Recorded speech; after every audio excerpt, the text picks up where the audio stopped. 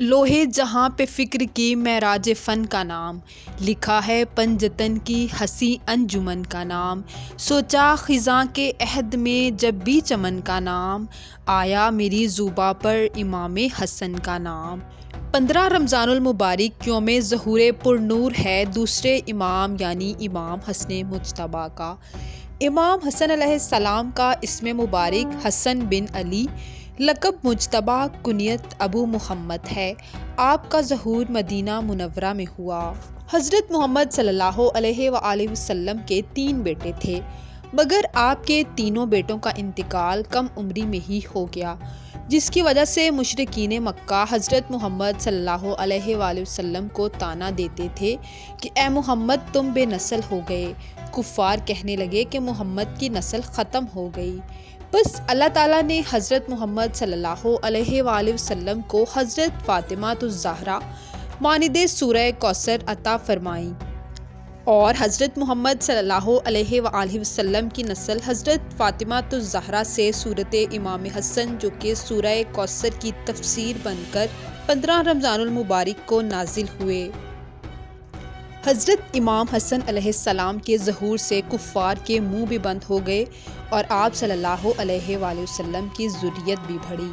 حضرت محمد صلی اللہ علیہ وآلہ وسلم کا فرمان مقدس ہے، حسن اور حسین میرے بیٹے ہیں۔ بس امام حسن مجتبیٰ اور امام حسین علیہ السلام سے حضرت محمد صلی اللہ علیہ وآلہ وسلم کی ذریت کو وہ کثرت ملی کہ قیامت تک کوئی دوبارہ ایسا نہ کہہ سکے گا۔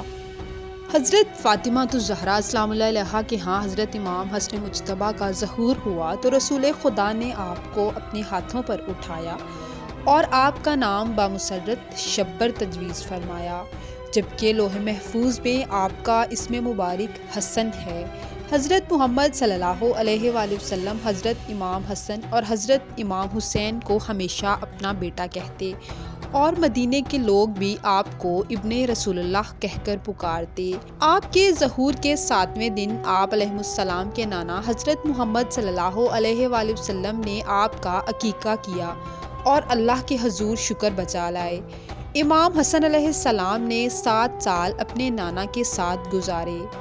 حضرت محمد صلی اللہ علیہ وآلہ وسلم ہر جگہ اپنی امت کو یہ دکھاتے اور سمجھاتے رہے کہ یہ پنجتن پاک یعنی حضرت امام علی علیہ السلام، حضرت بی بی فاطمہ الزہرا سلام اللہ علیہا، حضرت امام حسن مجتبیٰ اور حضرت امام حسین علیہ السلام یہی میری اطرت ہیں، یہی میری ذریت ہیں اور یہی آل رسول ہیں۔